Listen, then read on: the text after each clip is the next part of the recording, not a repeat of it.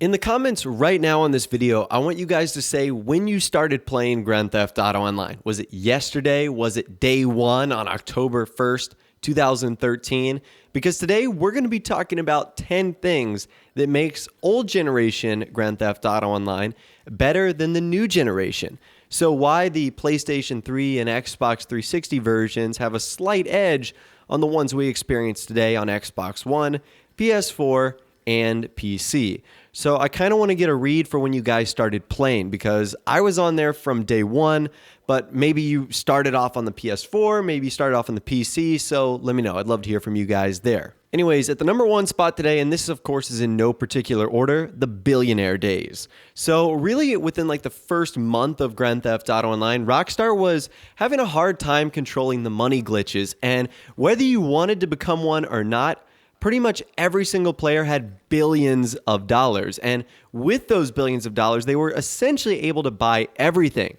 Grand Theft Auto Online basically became a sandbox mode, and that was really cool because it gave players the opportunity to buy vehicles and properties and items they typically wouldn't have gotten to and been able to do some really cool stuff with them.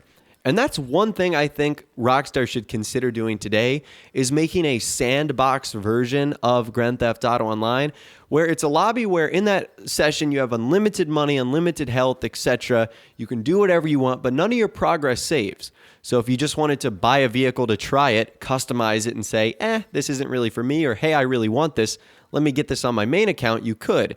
So the billionaire days were awesome because everyone had so much money. They were buying cars for their friends. It was such a fun time. So I really enjoyed it. Obviously, no one got to keep any of that stuff. Rockstar eventually took it away.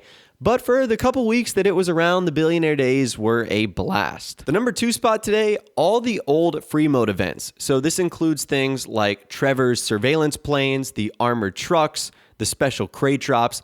These were a ton of fun.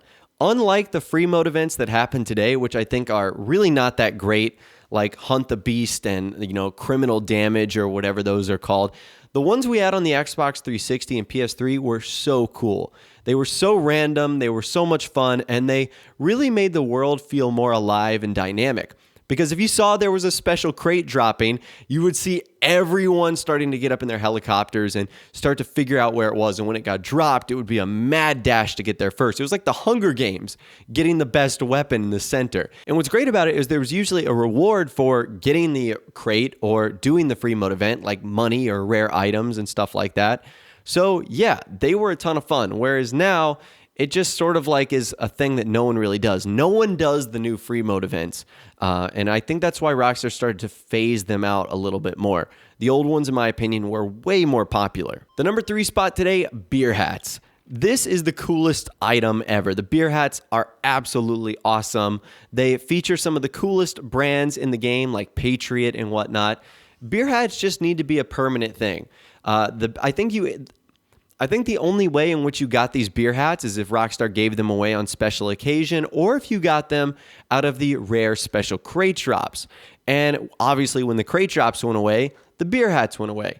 This is something I definitely think Rockstar needs to bring back, because beer hats are awesome. They look amazing, especially with the summertime coming up.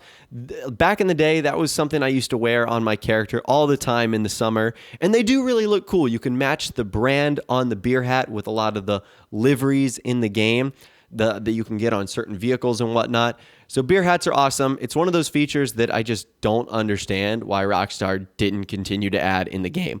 Like, I would pay $100,000 for a beer hat. Not real life money, but GTA money. And that's something Rockstar could easily do. At the number five spot today, mission payouts and the way missions worked. So back in the day, not only could you do missions on repeat, like if you found a really good mission you liked or a contact mission, you could just say, let me restart this over and over and over again. You didn't have to deal with loading screens or playlists or anything like that. But also number two, the payouts were excellent. They were actually really fair. And what they've done in today is they've kind of made them based off of your time completion instead of just paying you for completing the mission. So it's a little unfortunate that you almost have to perform worse at the mission in order to get the most optimal payout, which obviously not a lot of people want to do. Contact missions back in the day were such a great way to make money. Now, unless it's double cash, it really isn't really worth all your time.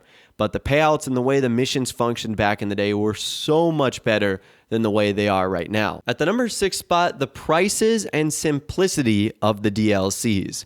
So the first DLC in Grand Theft Auto Online, the Beach Bum update, everything was free. The vehicles, the clothing, the weapons, which was awesome. Now, obviously, Rockstar didn't keep that up for long, but a lot of the DLCs after that, like the Business and the High Life update and the Flight School update, they were really cheap. Like the most expensive vehicle would be like $400,000, and that was a supercar. Could you imagine today if the most expensive supercar was only $400,000? So the prices were very, very reasonable, and everything for the most part was pretty simple. There wasn't complex research that you had to do to unlock certain customization options or upgrades. It was just, everything just came out at once, and you didn't have to deal with drip feeding either. That's sort of another thing I can throw into this, is there was no drip feeding, which in a way is sort of a good and a bad thing. Drip feeding in a way does help spread out the content, but the way Rockstar's doing it right now, in my opinion, is a little overboard. So I'd like to see them cut back on that, and back in the day, there was none of that. Everything was cheap, simple, and you got everything in the DLCs, albeit a little less content, on day one. At the number 7 spot, this is kind of important because we just had a holiday that used this, and we have one coming up pretty soon. Ground fireworks. Why Rockstar only included this for like a couple of months, I will never understand. With the ground fireworks, you could place them wherever you wanted to. They had different colors and shapes and designs, and you could just create some really cool stuff. Like if you were doing a car show, for example, every time someone shows off their car, you could put a firework behind them and it would look really cool. So not only is it great for celebrating holidays like Memorial Day, 4th of July, it was cool for car shows and just various celebrations and events. And why Rockstar removed them is quite a mystery, because if you have a glitched or modded account, you can still use them like they still function. Rockstar just doesn't have a way for you to buy them or replenish them, which is so unfortunate. The number 8 spot today, single player vehicles in online. And with this, I'm also going to include rare cars. So back in the day, you didn't have a lot of vehicle options in terms of what you could buy on the website. And because of that, you actually had to get a lot of the vehicles in online from single player. You had to glitch them into online.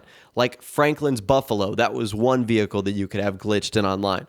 Also, some blacklisted vehicles too, like the Space Docker and the Lost Slam Van. You could get those vehicles in online.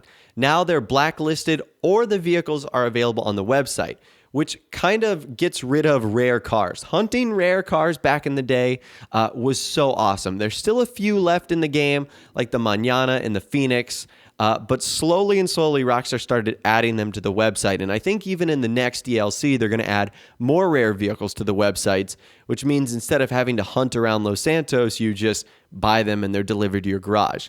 That was always one of my favorite things to do, is hunt for those rare vehicles, try and find them. And it was such a cool reward because since you couldn't get them on the website, if you were to bring them to car shows or whatnot, they'd be so rare and everyone would be like, whoa, that car is awesome. The number 9 spot today, North Yankton.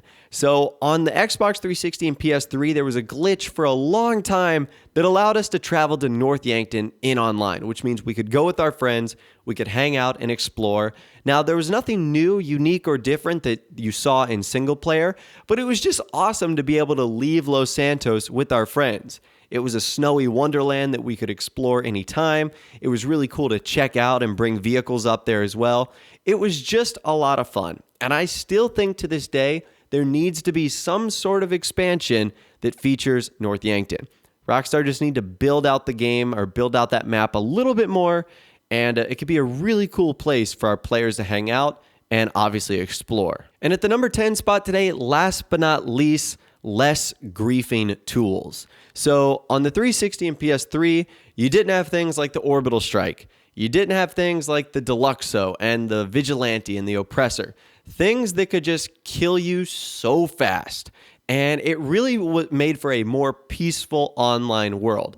And that's something I think is a little bit, I guess, over the top with Grand Theft Auto Online today, is everything can kill you, and it can kill you so fast. And for a newcomer or a beginner, it might be, I guess, very difficult to fit in with the world when all these people have every different weapon that can kill you instantly, all these different fast and powerful vehicles. So that's something I wish Rockstar would maybe go back to.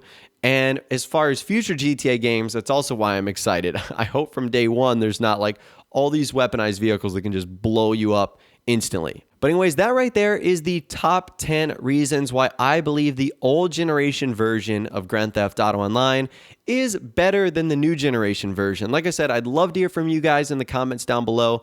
Let me know what you think number one of my list. Add some things, take away some things. But also number two, remember to let me know when you started playing the game, because it'll give me a better idea of what your online experience is like. Because if you're around for day one, you probably experienced a lot more than someone who joined maybe just when the PS4 came out. So let me know your thoughts, opinions more in the comments down below. I'd love to hear from you guys down there. If you did go on to enjoy this video though, a like rating would of course be awesome.